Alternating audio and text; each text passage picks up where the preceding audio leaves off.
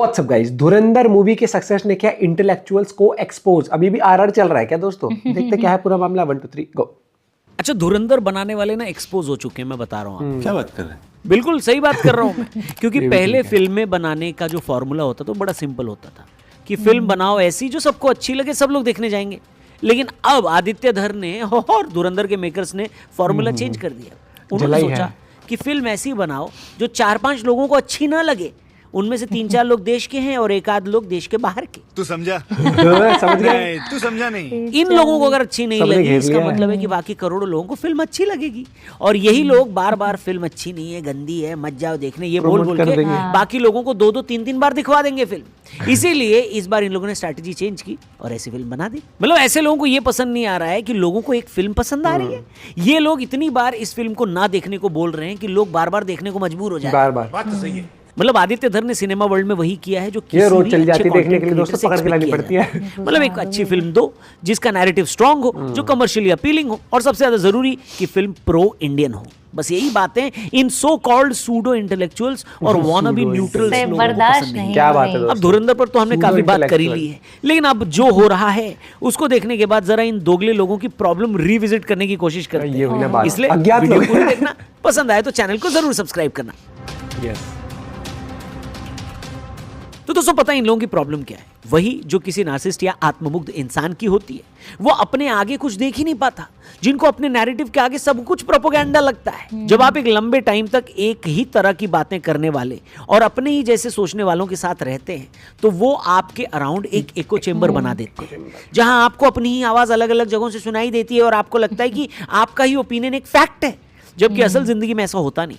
जब आप रियलिटी में आते हैं तो आपको सब कुछ प्रोपेगेंडा लगने लगता है। ये उन लोगों पर भी लागू होता है जो बड़े बड़े पॉडकास्ट में जाकर खुद को क्रिटिकल थिंकर बोलना पसंद करते हैं। असल जिंदगी में ऐसे लोग अपना थोड़ा भी क्रिटिसिज्म झेल नहीं पाते।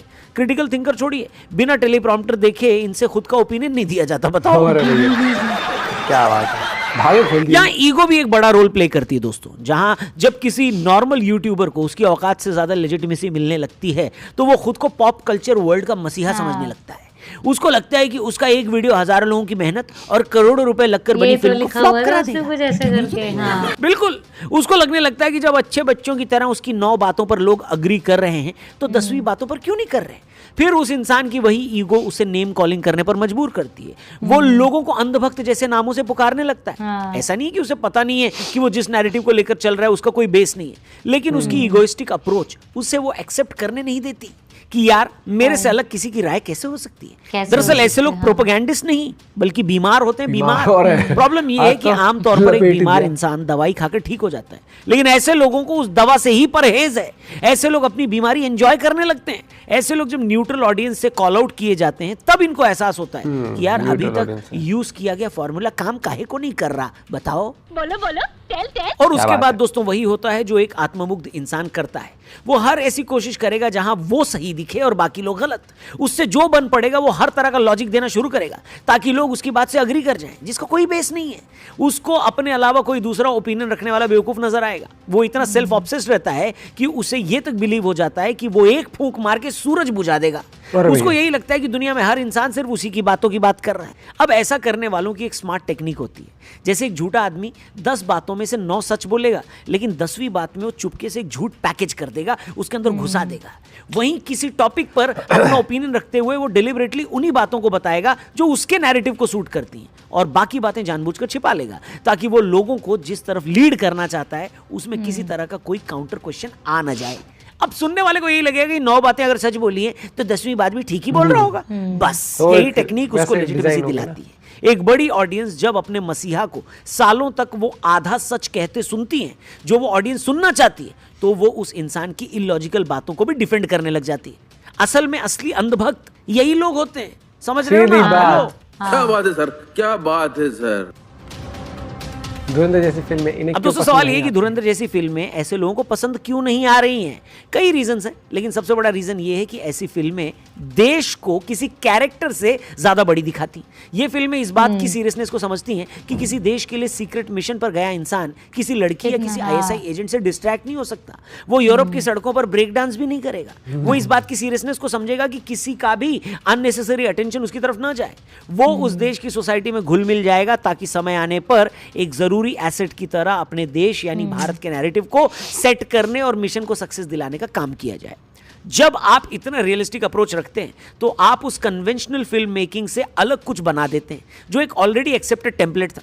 उस एक्सेप्टेड टेम्पलेट से अलग जब कुछ आता है तो ऐसे लोगों के लिए उसे एक्सेप्ट करना मुश्किल हो जाता है। बताओ, पीरोपोगेंडा लगता है उनको, पीरोपोगेंडा प्रॉपर तरीके से उस अब गेंडे के पीछे ऐसे ऐसे पड़ लोगों जाता के है। इस एफर्ट का असर क्या होता है मालूम है? ये न चाहते हुए भी पाकिस्तानी प्रोपेगेंडा के पोस्टर बॉय और पोस्टर गर्ल्स बन जाते हैं।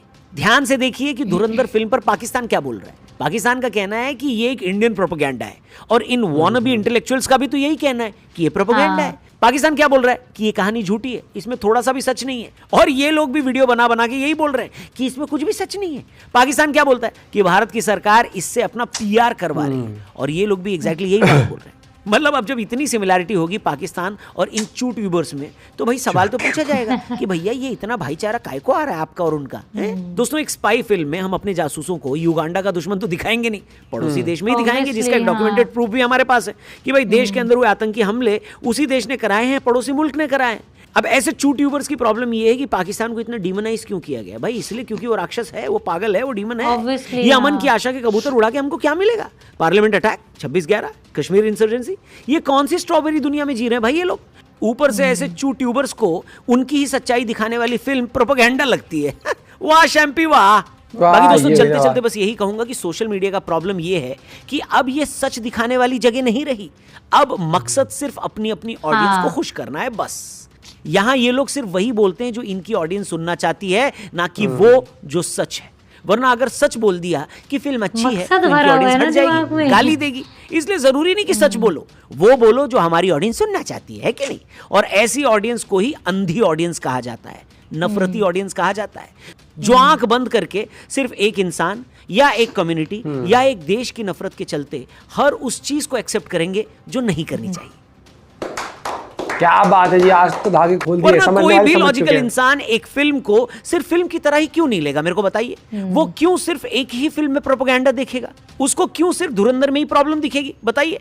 उसे मुल्क फिल्म में राजी की एंडिंग में माय नेम इज खान में प्रॉब्लम क्यों नहीं दिखती? पठान और जवान में प्रॉब्लम क्यों नहीं दिखती? क्योंकि ऐसे सो कॉल्ड यूट्यूबर्स को ऐसी फिल्मों में अगर प्रॉब्लम दिखने लगी तो इनकी ऑडियंस इन्हें रिजेक्ट कर देगी और सारा खेल ही अपनी बनी बनाई ऑडियंस को खुश करने का। अब देखा इसलिए हेलो, क्या है, क्या दूसरों कहना को चाह अंध रहे मत बोलने का मतलब है कि आसमान की तरफ मुंह उठाकर थूकना, जहां एंड में थूक कहां गिरता है वो बताने की जरूरत तो नहीं है कि नहीं? आहा, क्या बात है। आज तो बाकी धागे दोस्तों, खोल आप दिए। कमेंट करके अपना ओपिनियन जरूर बताना, क्योंकि हेलो, हमारे यहाँ कमेंट्स डिलीट नहीं किए जाते, समझे? क्या बात है सर, अच्छा है। क्या बात है सर। ये भी बाकी बात है आप भी ना। मुझे क्या बात है सर बोलने का मौका दो। चैनल सब्सक्राइब करके जाओ, वीडियो पसंद आए तो इसे अपने क्या दोस्तों से बात भी है। जरूर जबरदस्त भाई। आप समझ गए होंगे वीडियो किस लिए बनाई गई है, क्या मकसद है। क्योंकि इन रियलिटी, चाहे वो पॉलिटिक्स का मामला हो, चाहे इलेक्शन टाइम हो, कुछ हो, फैक्ट्स को इस तरीके से पेश किया जाता है कि एक पार्टी को छोड़ के बाकी सब ठीक है, और उस पार्टी के अगेंस्ट ऐसा माहौल बना दिया जाएगा बीजेपी के लिए कि जैसे कि सब कुछ गलत यही कर रही है। ये जब सत्ता में नहीं थी तब भी यही गलत कर रही थी। बाकी पार्टी है उनके ऊपर कभी नहीं आती वीडियो की उन्होंने कोई घोटाला कर रहा है या कुछ कर रहा है, कुछ नहीं मतलब आती एक इतनी खतरनाक पार्टी है, जब वो पावर में नहीं होती तब भी सब गड़बड़ करती रहती है। भाई गजब पावर ही, में है तो कर मतलब ही वो रही है। इस तरीके से। और फिर वही बहुत सही बोला कि अपनी एक ऑडियंस को खुश रखने के लिए एक वर्ग पता नहीं, एक मकसद। ऑडियंस की, हाँ ये ऑडियंस मेरी है, ये खुश रहेगी उस चीज के अंदर। और मुझे आज भी वो चीज याद है, देखो सीधा बोलता हूँ, एक वीडियो याद होगी आपको, बहुत अच्छे तरीके से ना एक वीडियो में काउंटर किए गए थे उसके फैक्ट्स, और कुछ कुछ काउंटर तक एल्विश की वीडियो में भी उसने करे थे बहुत अच्छे, एल्विश ने भी काउंटर। लेकिन लोगों को क्या है कि अब आप जिसके फैन हो ना, तो आप फैक्ट्स से ना, फैक्ट्स छोड़ के आप बस फैन मूवमेंट में जीते हो। और आपको लगता है कि भाई ये तो मेरा मसीहा है और इस मसीह ने कह दी तो सराखों पर इसकी बातें, और चीज़ें उसकी एक्सपोज भी होगी ना। लेकिन आपको लगता है कि चीज़ें प्रेजेंट इस तरीके से हो रही है, कई बार प्रेजेंटेशन मैटर नहीं करती। वो कहते हैं ना, एक मूवी के चलने के लिए आज शकल सूरत नहीं इंपॉर्टेंट, एक्टिंग इंपॉर्टेंट है, स्क्रिप्ट इंपॉर्टेंट है। वो एक टाइम आप था कि सच्चाई भाई दिखाने के, बिल्कुल, सच्चाई को समझने के लिए आपको high qualify, high stylish videos editing important नहीं है, आपकी सोच इंपॉर्टेंट है। आप लोग पॉइंट भी शेयर कर सकते हो। जय हिंद, जय भारत।